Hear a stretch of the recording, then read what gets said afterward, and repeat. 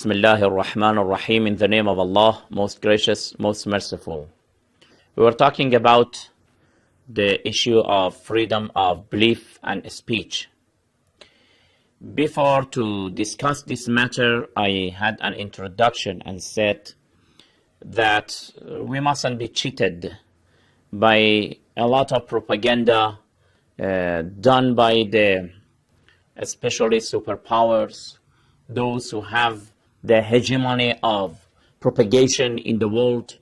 The main media are in their hands, and whatever they want to spread and say about it. One of these issues is the freedom of speech, but we have to accept that in their own countries, who consider themselves the cradle of civilization, there isn't such type of freedom of speech. It's merely a claim.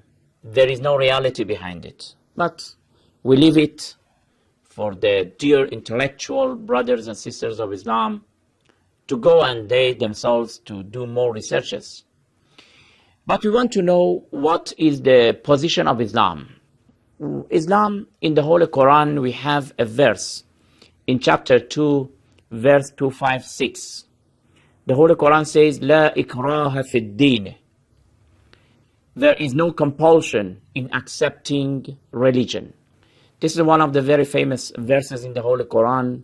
We Muslims, we are familiar with this verse. We call it Ayatul Kursi. Allahu la ilaha illa huwa al-hayyul qayyum. Then we reach to this part which says, La ikraha fi ad-din, qad tabayyana ar-rushdu min al-ghayy. According to this verse, there is no compulsion. There is no force in religion. What does it mean?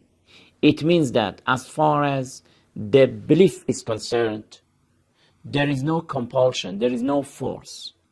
Not because force is bad or compulsion is bad, because force cannot reach to the matter of belief. In other words, when we are talking about belief, it is beyond any type of laws and regulations. What we believe cannot be forced to be established or to be changed. It is a matter of belief. It is a matter that nobody can force it.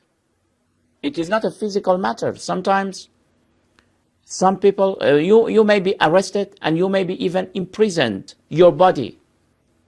But nobody can force you to believe in that or disbelief, to think like that or not to think.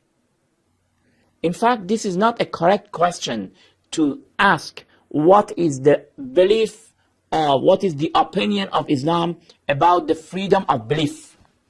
It is not a correct question because the matter of belief is not accessible. We don't have any access to the minds of the people. And to form it, to force it, to establish or to change it. La ikraha fi ad-din. In Islam, everybody is free. Any belief, if he wants to have. Any religion, if he likes to follow. There is no compulsory or compulsion here. In Islam, you will not find a case that at the beginning of Islam or now, Islam has forced somebody, has obliged somebody to come and convert to Islam. Not at all. La ikraha fi ad-din. Everybody is free. Any religion, any series of beliefs that he likes to have, he's free. But when we come to the matter of propagating your beliefs, here, of course, it is under laws and regulations.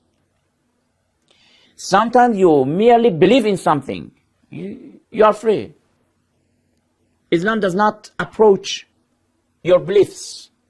You are free. There is no compulsion. But sometimes you come to the society, to the community, and you want to propagate what you believe. When the matter of propagation or the matter of spreading your belief is concerned, then we should ask what is the opinion of Islam about it.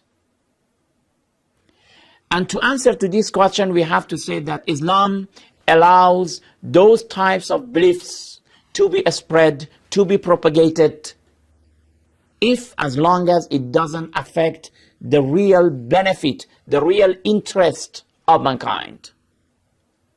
That is the priority, the interest and the benefit of people.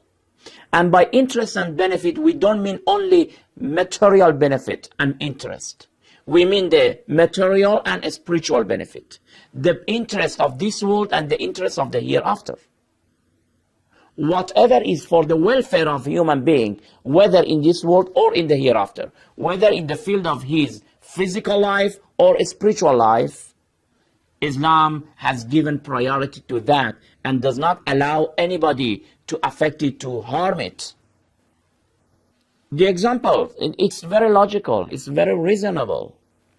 We ask you that if there is a factory of producing pharmaceutical products, if there is a specific drug which is dangerous for the life of the people, harmful to the safety of the people, do you allow that factory to continue to produce that drug? We don't allow it. It's quite clear. Some years ago, there was a specific disease in cow or other animals. If, for example, there is a specific virus in an animal, like cow, for example, do they allow that meat and beef to be exported to other countries? They don't. They ban it. They ban that country, they ban that area, they ban that cattle. They don't allow, because they say that this virus may spread all over the world and it will affect the safety of the people. When you are careful about the safety of the people, the physical safety, Islam also is very careful about the spiritual safety of mankind. This is why that Islam does not allow whatever you like to spread it. Your beliefs are respected for yourself. But when you want to propagate it, if they are false, if they are wrong beliefs, if they are corrupted beliefs, if they are against the interest of mankind, then you are not allowed to do it, because you are harming, you are damaging the spirit of the people. Of course, we'll talk more about it and we'll give you more examples to see that what is the position of Islam about the freedom of speech. As I said, freedom of belief is already accepted. Freedom of speech to propagate what we believe, is it allowed or not? We'll talk about it more, inshallah, in next program. Until then, thank you very much. Wassalamu alaikum wa rahmatullahi wa barakatuh.